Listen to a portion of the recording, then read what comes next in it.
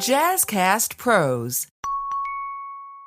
Welcome to Elevating Enterprise, the podcast that gives you a 100,000-foot view of success. So you can see exactly what it takes to grow and sustain your business. Subscribe and join us as we elevate enterprises, starting with yours. Welcome back to Elevating Enterprise. It's your girl, Jazzy T here, and I have RJ. We're not having a guest today. We are just going to talk about why we decided to throw our hat in the ring for this podcasting game and fill in some gaps for entrepreneurs trying to scale up to become small and medium enterprises. So, RJ, how are you doing today? I'm good. I'm here today. How are you, Jazzy? I'm doing well. So let's just kind of jump right into it because you have a lot of experience with bigger corporations, with government contracts. I have a lot of experience with solopreneurs, entrepreneurs, and people who have their MWBE certification. And a lot of business owners, even right here on the Jazzcast Pros Network, who are all MWBE certified. But truthfully, that's just the starting block. It's one thing to have the certification. It's a whole nother game to use it strategically to grow the business. And, you know, we've seen it. They get listed and then they never touch that certification again. We went to the Upstate Supplier Diversity Summit here in Rochester, and that is really a turning point for me because I got to see still small business owners, but doing bigger business, like multi-year contracts and really making things happen and contributing to the economy here, hiring people, and so on and so forth. So that's why we decided to start Elevating Enterprise right after that, because, I mean, there's so much more to the conversation than just getting certified. Absolutely. And I think, like you said, when we started this, we have a lot of friends who have podcasts and are professionals and been guests on podcasts. And a lot of times, when people are talking business, I hadn't really heard a 360 experience that I had. Right. So Elevating Enterprise was something that we said, hey, let's target small and medium-sized business, SME, small, medium-sized business enterprises, and kind of just dig in. Let's kind of see their pathways to success and how they can grow. And especially the solopreneurs and smaller businesses, they're getting in business to be successful. That's what everyone's saying on the surface. Right. So, but then, like you said, there's a lot of challenges. There's, people are getting certifications, but then it's not going the next step or the next level. And some businesses they're small businesses, but they're maybe a brick and mortar, maybe, community serving business. Right. And then you have a small business is just, maybe the home business, you know what I mean? But still, whatever your goal is, that's up to you. But I think we must define, what business is, and then you determine what track you're going to go down. So the definition they're providing is, do you provide some kind of value in services or goods to the marketplace for money to gain a profit? As simple as that. So if you think of it like that, then what are you getting in business for? And so there are a lot of service-based businesses, as Mershon from High Vibe would say, heart-centered businesses. They want to do good. They want to help their younger self. They want to help other people in their community. And they're really stuck in, I just want to help people, but they're not really thinking about how they could help even more people if they started to get employees, if they started a franchise, if they had more than one location. And so that's where Elevating Enterprise, literally, we want to elevate your small enterprise into something greater that can have an impact for generations to come and really building that legacy.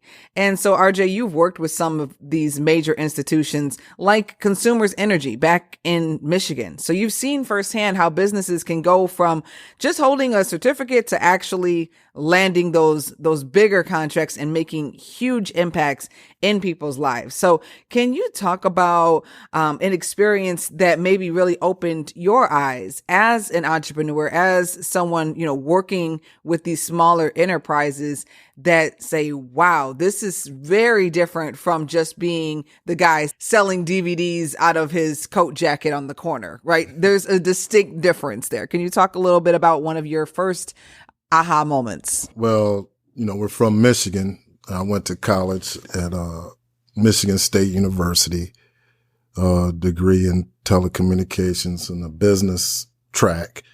So my first job out of college was working as an analyst for a government contractor. They actually had the state's telecommunication contract. So I got a position as an analyst, in which all it is professional sales. What we were doing was the state would buy set amount, had a budget for set amount of telecommunication equipment and services, and we were the contractor that provided that.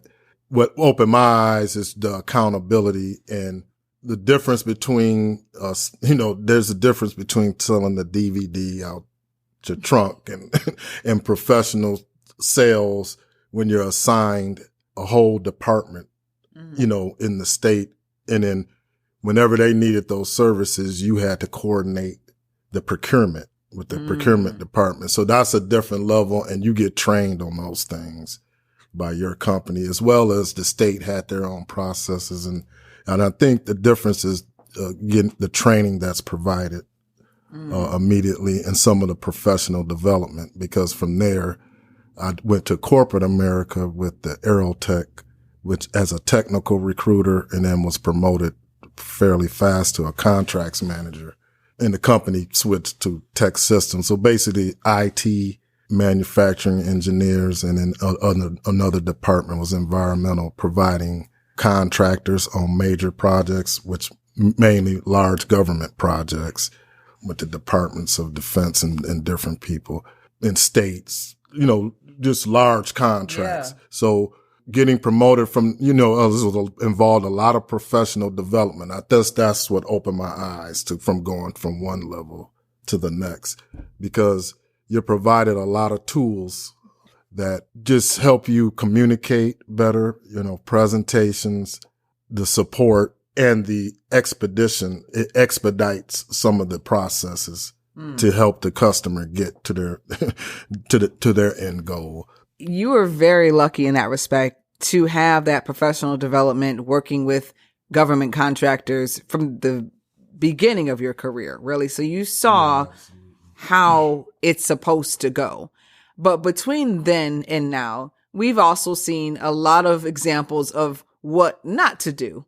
When starting a business, when trying to grow a business, when calling yourself a business owner. And we've talked a lot about this stuff at home and off the air and all of that stuff. But would you say that this podcast here, as we're bringing on guests, from places like Enterprise Center at Pathstone or the Paychecks or the Rock AIs, and would you say that this is a platform to take all of your years of experience and all of the things that you've seen that make a business successful and kind of give you a shortcut for a lot of people who don't have access to professional development?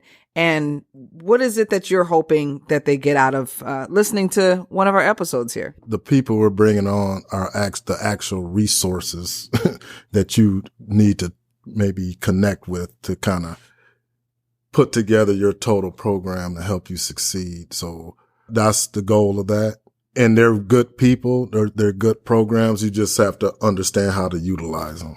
And I think that's what we're here for. And we're going to kind of teaching you how to set your operations up correctly, sales and goals to meet. But a lot of this is just about, you got to start at square one. What is your goal for this? And do you understand that definition of business, that you're offering something for exchange of money and commerce and your job as a business is to make sure it's profitable. You mentioned something to me off the air about you can do business with the city or you can do business as a business owner? And I might be paraphrasing this a little bit wrong, but we do have an upcoming guest who is an expert in the procurement department. That's a word you already used earlier in this episode. So could you first explain, what does procurement even mean? And then break down for me the difference between being a business providing a service for the city, but also just doing business with the city, possibly outside of your general scope of your business. I just want you to kind of break that down for the audience. I think that's pretty accurate, and maybe a little more eloquently or clearly put is, does your business provide services or goods to the government, or are you looking to be in the business of government contracting? Because I think that's what I'm looking at now. When I entered, we were just doing, I was a fresh student out of college in mid 90s, and the company is providing the telecommunication equipment and services. Right. So the owner was called Data Control Technologies. Kip, he actually used to work for the state. So he understand how to do business with the state. So he was doing the business of government contracting. But that business was providing telecommunications equipment and services to the state. So he was an example, I would say, of doing, because he was an employee before, and then he got into the business of providing. My suggestion is already have expertise or skill, because I came in, like I said, we were providing professional telecommunications services and the equipment. So it was clear what we were going to do.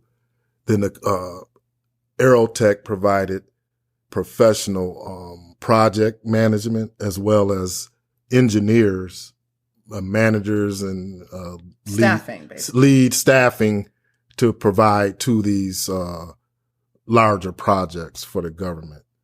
And so it was clearly what was being provided in different categories. There was the IT technology. There was just a manufacturing engineer. Then there was a construction environmental department. You see where I'm going? So you're clearly providing these things for these purposes. I know you have an example of doing business with the government that's different from being the business providing the service, because we clearly define that with AT&T. Everybody understands what that means. You need lines put out. You need telecommunication services.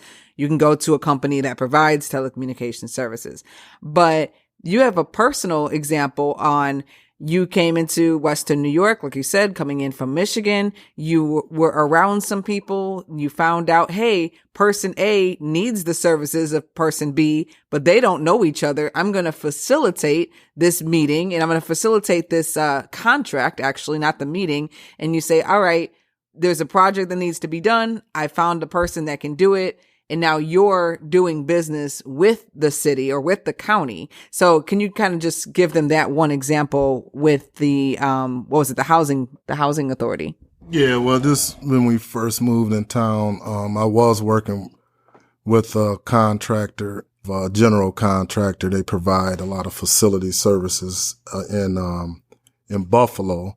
And when we moved here, he was looking to expand a little bit. And so I went to the supplier diversity meeting, and, sat in, and we met the Rochester Housing Authority, and they needed some services. And then I just followed up with the director there that was in charge.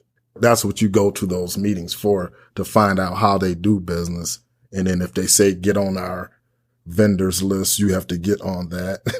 Major key right there. Yeah. So we got on the vendors list. We met their requirements for that. But then he said, yeah, I need those services. And he took me to a walkthrough, and we found out, but I have an experience. I was able to estimate those services they needed and applied a proposal there. And he looked at it and said, yes, this works. When can you start? And it was simple as that.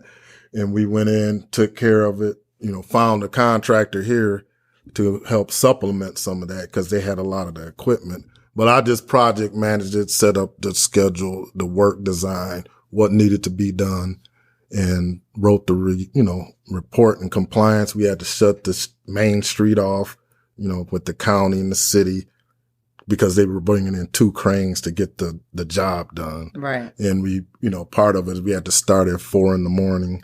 to kind of want to be done by noon. Right. And it was on a couple of weekends. But we got it done under their budget, and I was able to give them a number that was under their budget, and it went under the threshold budget, which meant it didn't have to go out for bid. And sometimes that's the best way to get your experience when you're working with the government, because that's like the buzz now, government contracting, and because technically they're the biggest, customer Purchaser, in the world. Yeah. So it is advantageous to make a connection there. But a lot of it is, do you have something to offer them? Wow. So that's a great example of being here locally, being able to assess a need and get business done with the county over there at the housing authority. Are there any other examples? Yes. Another example is on the federal side, the company I work for, which I still do some compliance work for in Michigan. They responded to a contractor's officer, which is the federal procurement process. And that contracting officer was looking for someone to provide and assemble outdoor equipment, a lot of it with the Palo Alto, California VA. And obviously company is based in Michigan. But what happened was the contract, and this is the example of what I'm saying, as far as doing business with the government, because we had a track record and it was in construction though. We responded to this because they had a need immediately. We were able to fulfill that need by kind of facilitating a couple companies in California to deliver and assemble the furniture. But we had the contract. And so all we did was send kind of a project manager out there for about 3 weeks. They got it done and, we fulfilled that contract. That's a great example of getting business done and not actually having to go there and do the work. You were able to find somebody completely across the country to fulfill that need. Absolutely. That was kind of still in our wheelhouse. We worked with a lot of large commercial facilities, so it was able, it was easy to get that done. If somebody else is a project manager right now and they're really good at putting things together, it seems like they could learn a lot from your path into government contracting, or as you say, doing business with the government, because they can assess a need. They can go in and find the people who do those services, as we're making the distinction of being a business who does the services itself, or somebody who can find someone that can do the services. So does that sound about right? And do you have any particular advice you might want to drop for a project manager listening to this who is thinking about going into the business of contracting with the government? As an entrepreneur, yes, you just have to, you should be able to coordinate the project, put it together. So you should be able to understand. A lot of it is understanding how the government, as far as government contracting, how they're doing business. What certifications you need, what requirement registrations you need to be a part of, like SAM, registration, things like that. For example, what you have to be a part of in order to bid, or even be in the ecosystem of attaining a contract. So that's your homework that you need to do.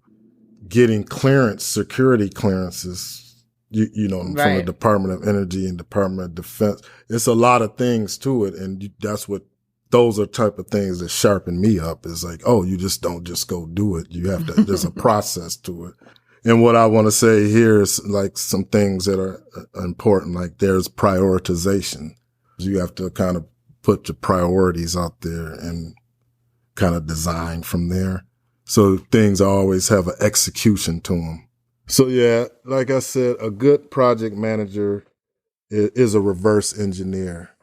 And so what I recommend also is professional development. And one of them is Stephen Covey, 7 Habits of Highly Effective People, and his other one, the 4 Disciplines of Execution. But one of the habits, I guess it's number 2, is begin with the end in mind. That aligns with the reverse engineering, and good project managers. That's what you do. You get the project and you're supposed to get it done without even knowing, without knowing what's happening yet. So you have to, what I call, sequence your process. And my baseline is prioritization. And then you must have a communication plan, then a follow through process, then your execution action plan, and then it must end. It must have a conclusion so you can evaluate if you've done, if things are successful or not. And I think if you go in with that mindset, you're better able to attack any challenge, because at the end of the day, business is going to be sales of something, and sales is your business. So you do have to pay attention to that. And it's about maintaining some composure, the C's, composure, competence, capability, and then people have the confidence that you can get it done. So speaking of sales and speaking of confidence, you have mentioned to me several times about working in a corporate environment. Your shoes had to be a certain way. Your outfits had to be tailored. Your suits had to be right. So is that still relevant in 2025? And yes, and in a sense, but then, business is done remotely as well. So you don't need all of that, depending on where you're meeting your customers. But if most of the large contract opportunities and the networking you have to do to get there, your image is going to be important. And a lot of, it's just about trusting who's across the table. Obviously that's something your image kind of gives off, that you're taking it serious in there, because we used to be trained in my corporate job on that stuff, and making sure you were polished when you meet with customers.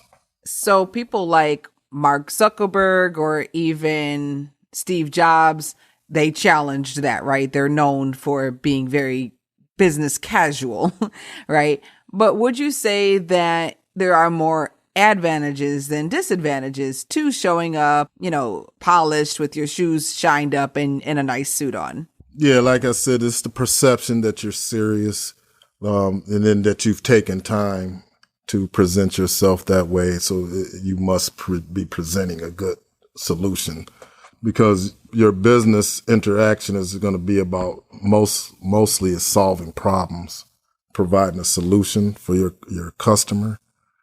So if you presenting yourself perception wise that you can do that, that's a lot more than if I came with a loose shirt, not tucked in the pants, something, people can get distracted by that. Mm-hmm. But in this new environment, since the tech is the actual technical solution is what's the driver rather than the person behind it. Mm-hmm.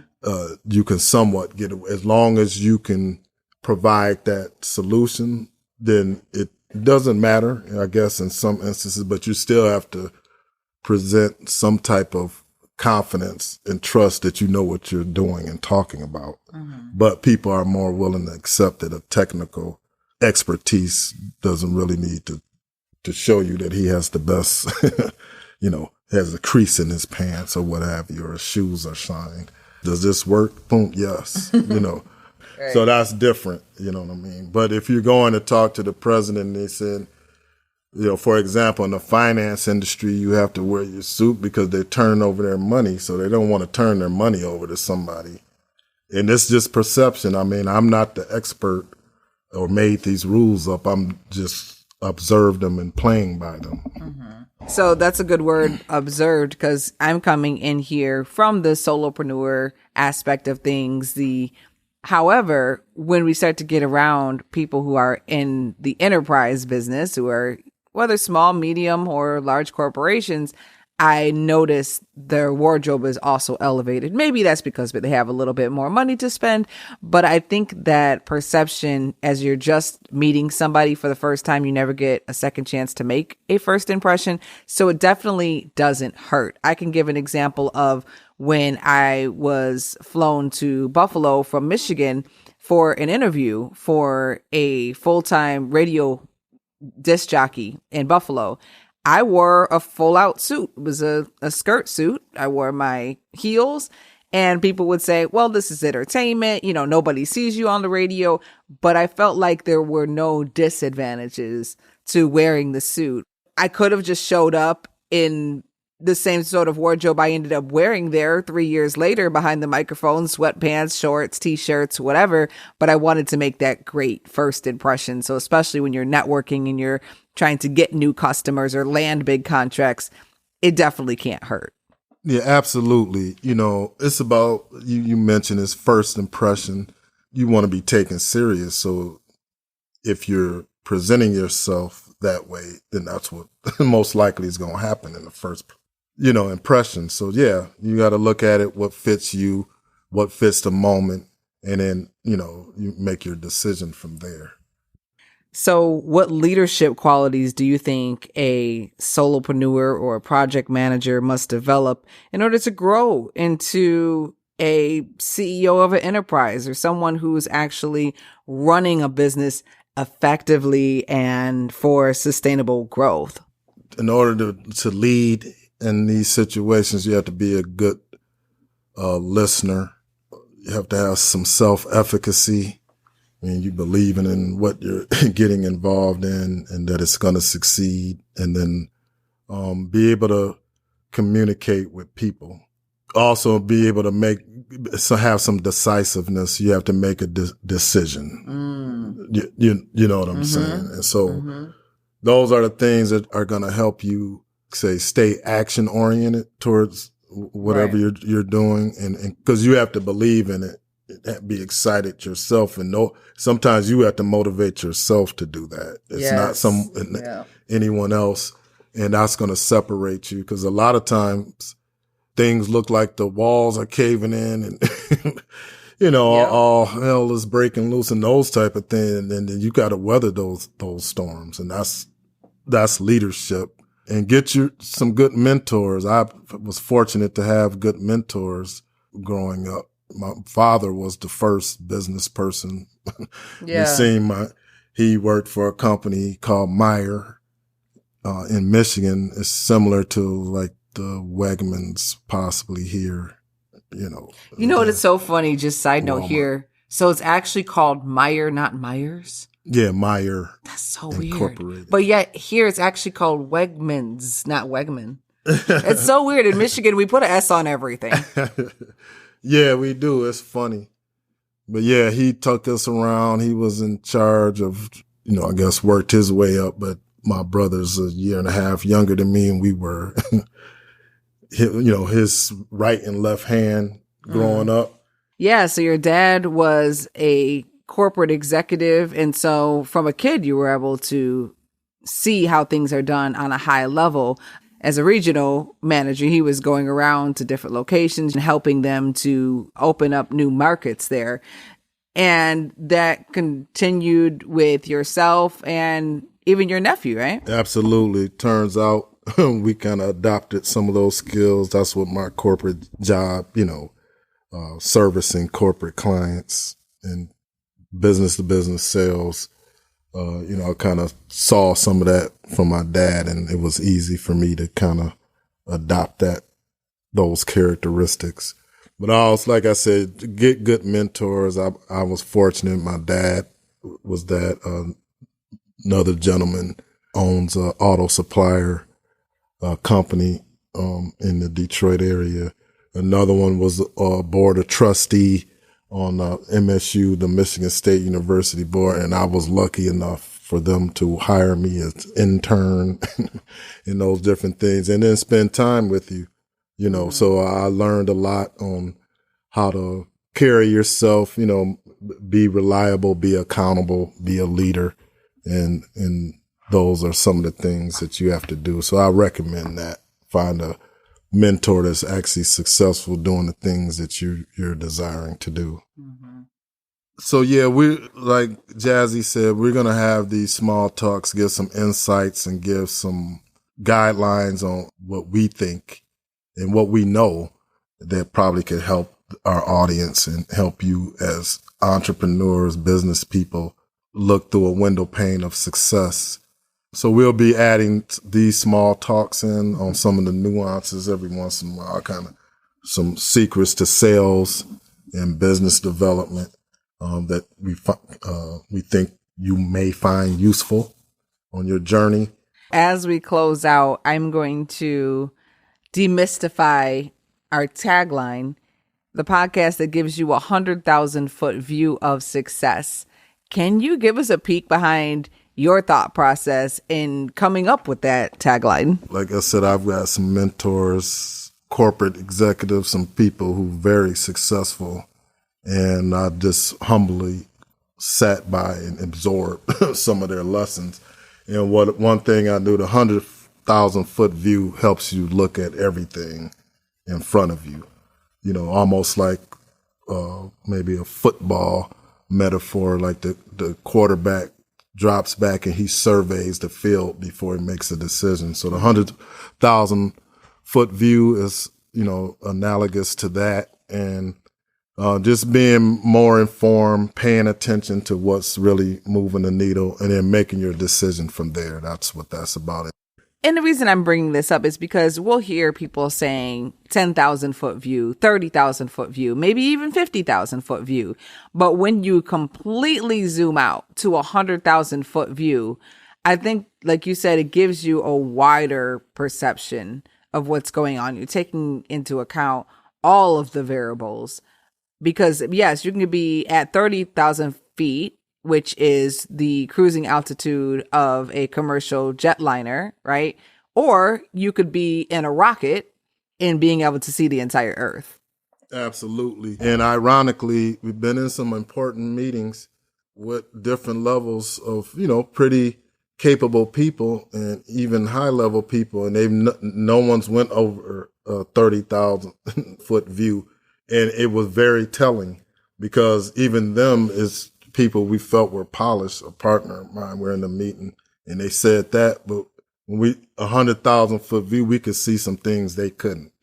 And we were just in a major CEO conference in Boston where that was the 100,000-foot view. There was over trillions of dollars in valuations of companies, CEOs in the room, global companies around the world. And what we found was a different conversation. But what we also found that they needed some of our insights as well. So that was eye-opening, and that's something that we're bringing back to give to the entrepreneurs. So because we need everybody to be at their best, especially nowadays in the environment, how technology's impacting things. Everybody just needs to kind of retool in their relevancy to what's happening. And everyone is still needed. So you just got to find what you able to offer best and then, kind of merge it into the economy. That's really it. Well, thank you so much, RJ, for letting me interview. And we will be back with another resource to help you elevate your enterprise. So if this episode sparked new ideas for you, be sure to follow Elevating Enterprise and share it with someone ready to think bigger and move smarter, because success isn't overnight, it's strategic.